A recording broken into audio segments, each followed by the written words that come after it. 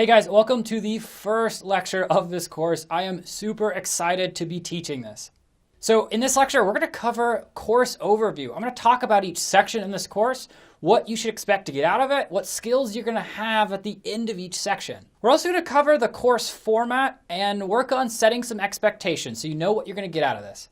All right, so in the first section, we're just going to cover introduction material. In the first section, it might actually be more skewed towards people who are thinking about starting a web development business because we're going to cover how do they work, what do they look like, and what are the benefits to starting and running one. We're going to talk a little bit about the SprintKick story. I'm going to just talk about how I started my web studio, what were my problems, trials, tribulations, anything that might be interesting, and you can laugh at all my mistakes. We're going to talk a little bit about framing this because a lot of people are going to be coming at this from different expertise. Some of you will be from design, some of you will be marketers, some of you will be small business owners. So I'm going to help you understand in each case how you can apply all the learning in this course to you. We're going to wrap that section up by talking just a little bit about how you can get the most out of the course. So in the second section, we're going to cover some general understanding. I'm going to cover different ways that development firms operate. What are the options available to you? What are some more macro understanding things that you should understand in order to be successful? I'm going to help you set expectations of what you should expect from your development business. When do you see the benefits from all your activities? What should you know? Then in section 3, I'm going to help you plan out your strategy to make the most profit and to make the best business possible. I'm going to help you make decisions along a variety of things. How to operate in niches, how to find niches, whether or not you should operate in a niche, whether or not you should hire in-house or contract exclusively. We're going to talk about what zones you should use if you choose to use outsourcing. I'm going to help you pick what type of development you're going to do. Are you specialized or generalized? I'm also going to introduce some frameworks that are going to be incredibly helpful for helping you understand what's possible with your development business and what is simply a waste of time. Then in section 4, we're going to jump in, get our hands dirty. I'm going to show you how you can create a professional web presence for as cheap as $19. You're going to follow along as we take a deep dive into how do web studios and web development businesses create their web presence, what are the popular standards, what works for getting your messaging out there, and how to figure out who your exact client group is going to be. I'm going to show you what your options are for getting your web presence up. How do you go about that? What do you need to know? I'm even going to help you pick your name and how to pick what message you're trying to exude with your web presence, with your name, with your entire brand identity. Then we're going to cover briefly how you should plan to upgrade your web presence and some cool tricks that we here use at SprintKick to really up our game when it came to our website. Then in the next section, we're going to do an in-depth coverage of how to find and add subcontractors to your team. Now, not everybody is going to use a subcontractor strategy, but it's something that you need to know if you want to be good at managing and good at finding help that's going to bring your business to the next level. We're going to look at the 3 biggest platforms for finding contract work. We're going to cover how you should get acquainted with them, what you need to know, what are the things you should ignore, and what are the tips and tricks for getting the most out of them.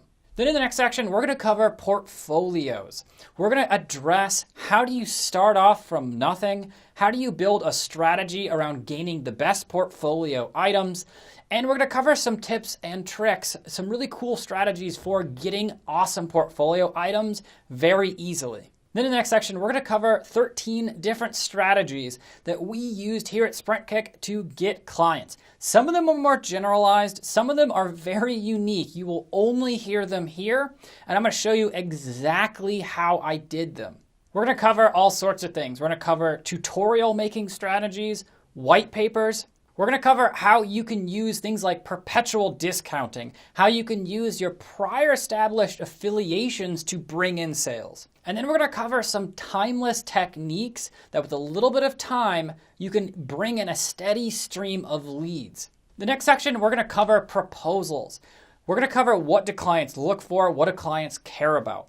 We're going to cover what are the easy ways of making professional proposals, what you should focus on, what you should ignore.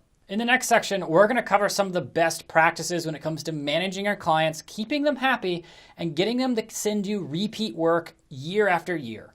We're going to cover things like setting the tone in your relationship, how to stay confident even in situations where you don't know the answer to a question or even what you're doing. We're also going to cover more technical hands-on things like what's the proper way of billing your client and how you can go about picking a tool to do so. Then in the next section, we're going to cover a monster knowledge base of best practices and techniques for growing your business and maintaining your business fundamentals. We're going to cover frameworks for growth. We're going to talk about things like agile methodologies. I'm going to introduce you to some basic techniques like figuring out what your client's budget is and being able to tell how valuable your client is before you even pass over $1.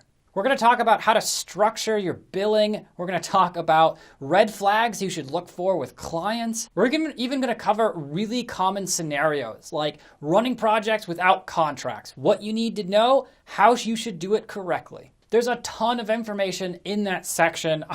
I can't even do it justice talking about it now, so go and look over the lecture list. In the next section, we're going to cover some easy to use, free online project management tools that will dramatically increase your efficiency as a development business. First, we're going to look at Asana, get acquainted with it. I'm going to show you how it works, what are the advantages, and then I'm going to show you how you can customize Asana to fit your development business specifically.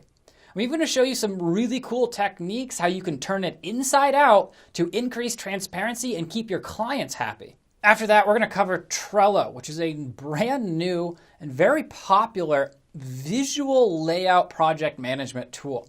I'm going to show you how you can use that system to actually encompass a lot more than Asana, and again, how to customize it for your specific use case.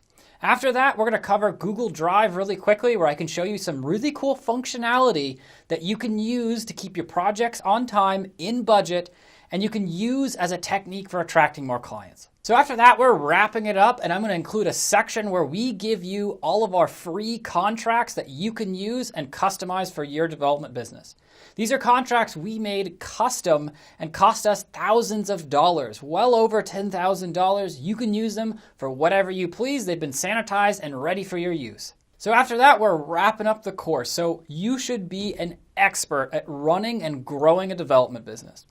So the course format for the course is actually quite simple. It's split between 3 different things. One, you have talking head videos where I'm like talking to you right now. Then we have a lot of screencasts where you get to see over my shoulder and I get to walk you through as I show you platforms, websites, techniques, and I show you exactly how I did them, talk to you throughout the entire way, show you step by step. The third type are more out in the field. At the very end of the course, I'm going to attach some real life kind of case studies where I can show you things that worked for us and that were actually real, not just made for a teaching course.